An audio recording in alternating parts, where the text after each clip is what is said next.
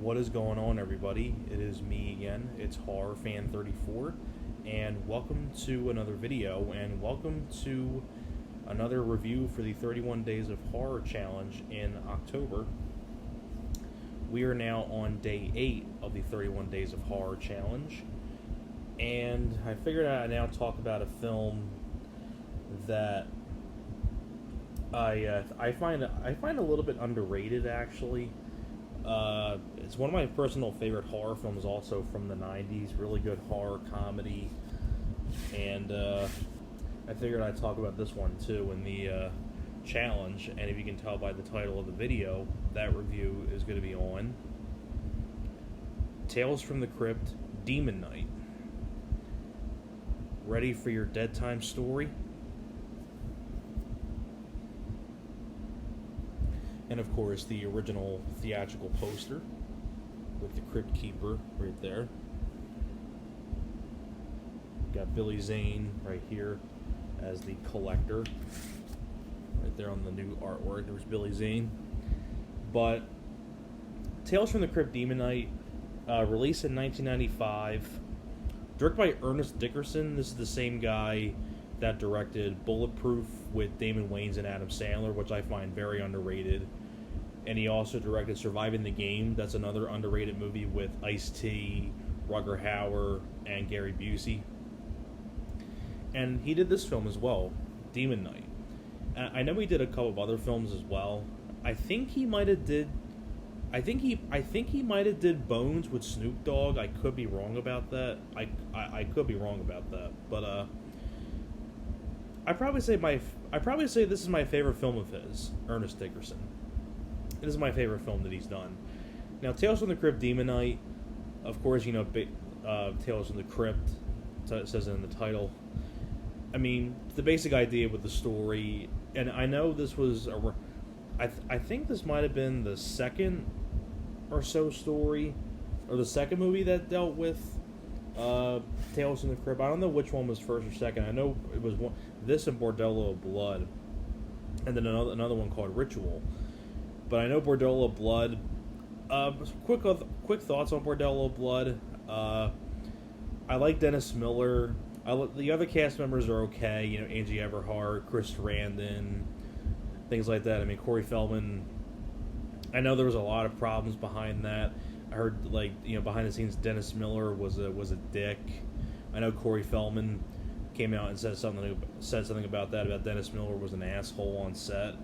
And Dennis Miller just did it for the money, and I know there was a lot of problems on the set, and but you know, and Bordello of Blood's all right. I mean, that ending though, when I'm not gonna get six. I mean, the ending kind of killed the movie, but I do like Dennis Miller, but has a couple fun sequences. But I think this is the better film.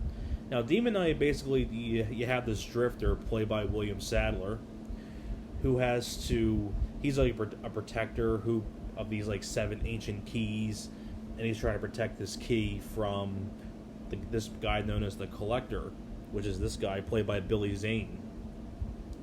And then eventually it gets to this whole point where the William Sadler's character ends up at this rundown like motel armed with all these weapons, and then he meets all kinds of other characters and things like that, and then like all hell breaks loose where Billy Zane sends out these demons and William Sadler and all of them just go to town on the demons and things like that. I say this is the better film because this one has more of an energy to it. I feel like it's a lot more fun, more entertaining.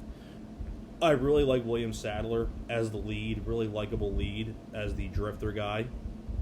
I mean, William Sadler, really good actor. Loved him in Bill and Ted's Bogus Journey as the Grim Reaper. Die Hard 2, he was a great villain in Die Hard 2.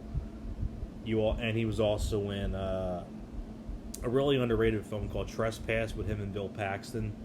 And so William Sadler, a really good actor, has been in a lot of good stuff.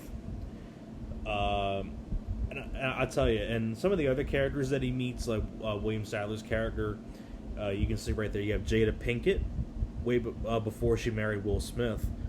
Jada Pinkett Smith, but she was credited as Jada Pinkett. before she married Will Smith. And some of the other characters that he encounters, you also have CCH Pounder, who's been in a lot of stuff, whether it be, I think, Psycho 4, End of Days with Arnold. She was also in, I think, in Orphan. She was in Avatar. She's been in a lot of other movies. You also have Brenda Bakke, who I've recognized. She was in Hot Shots Part 2 and Under Siege 2. She was in that as well. It's one of the other characters that William Sadler meets. You also have Thomas Hayden Church, who went on to be in Spider-Man 3 as Sandman. He's been in a lot of other stuff as well, Thomas Hayden Church. You also have Dick Miller. May he rest in peace, Dick Miller, from Gremlins and a lot of other stuff. And one of the other characters that he meets is Charles Fleischer, the doctor who treated Nancy in the original Elm Street. Has a small role in this as one of the other guys that William Sadler meets in this hotel. So a really solid cast of people, and of course, the best character in the film other than William Sadler, and probably my favorite character in the whole film, is Billy Zane as the Collector. I mean, Billy Zane, I think this is easily Billy Zane's best performance. It's the most fun, it's very entertaining, and I mean, just the whole point when he gets pissed that they won't give him the key. And then Billy Zane has like the most famous line in the whole movie. He's like, you know what? Oh, fuck this cowboy shit. You fucking hold on. Well, them there, motherfuckers. All you gotta do is give me the goddamn key. So, which is basically that scene right there. I mean, Billy Zane, highly entertaining as the Collector. It's my favorite character he's ever played. And I really wish Billy Zane would do more movies. But I know he doesn't really do much anymore. At least I don't think he does. But and I also say it's a better film also because I think it ends better compared to Bordello Blood. And on top of that too, it's more action-packed and more fast-paced. Even though in Bordello Blood, I do like the part when Dennis Miller and Chris Sarandon are shooting vampires with holy water to Ballroom Blitz. That's a fun sequence. But this one though, I mean, when they're in the rundown motel, I mean, William Sadler's going to town shooting demons and things like that with these armed weapons that he has.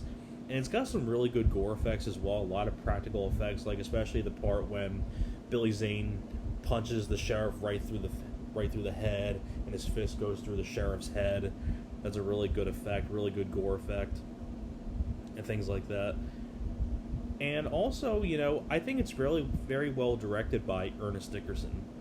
Now, getting on to a little bit of the Scream Factory Blu-ray, I think this is a really good Blu-ray. It has a really good documentary on the making of the movie, where you get interviews with Ernest Dickerson, William Sadler, Billy...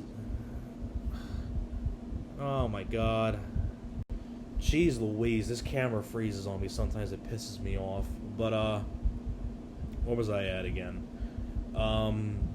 Sorry about that, folks. I'm gonna have to merge this into two parts. That pisses me off.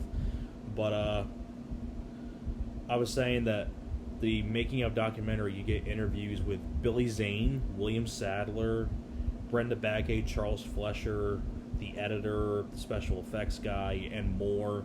So you get a lot of people. Billy Zane and William Sadler especially. The two best characters, in my opinion, in the movie.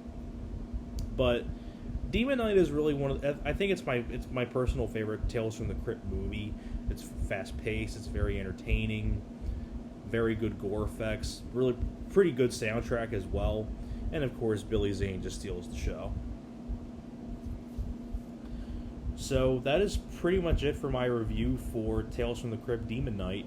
Thank you very much for watching, and I will see you guys next time.